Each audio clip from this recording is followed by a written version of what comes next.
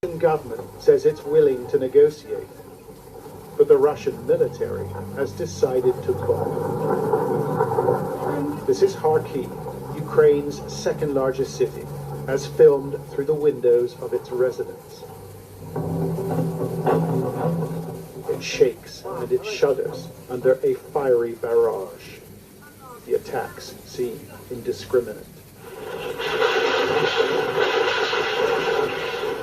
It was a bloody day. The government says dozens of people have been killed.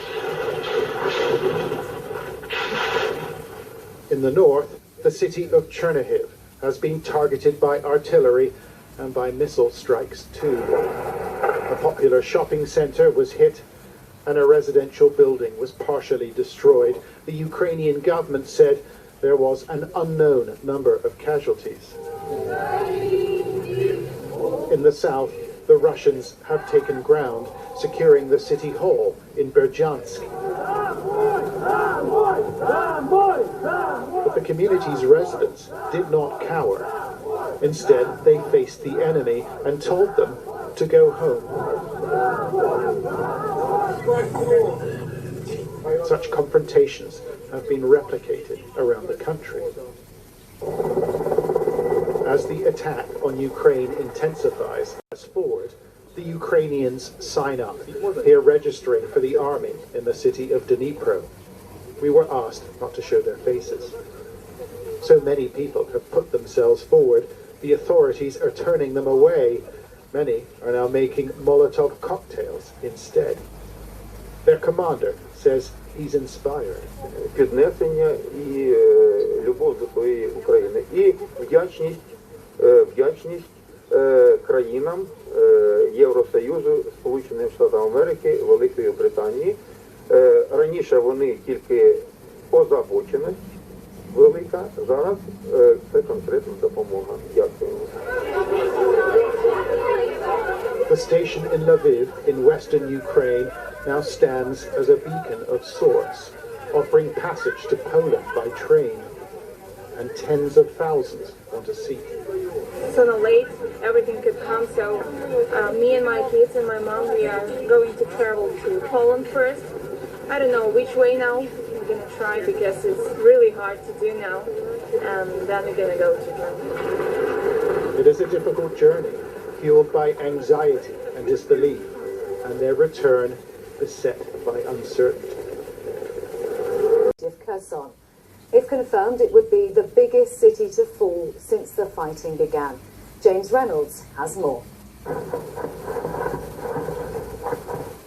At night, in Ukraine's second city of Kharkiv, there is little rest. Reports this morning say that Russian paratroopers have landed in the city as part of an aerial assault.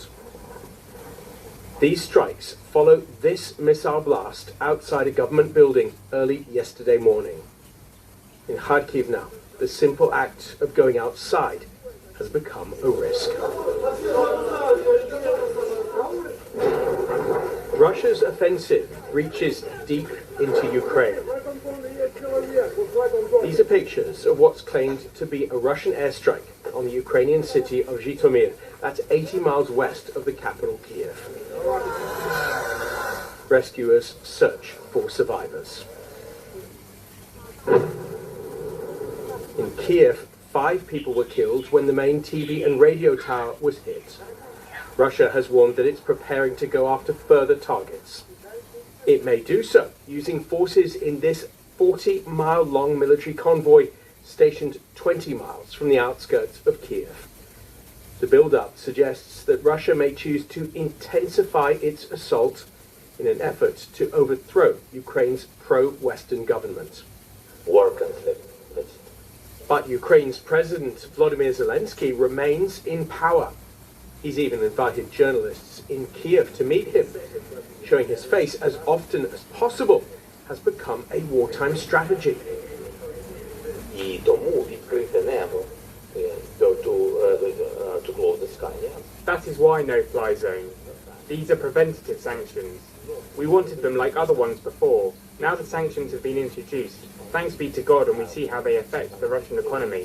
We warned both the President and the European Union. Introduce them preventively, introduce them earlier, and you'll see what the reaction will be, that there will not be any invasion. Раніше ви побачите, як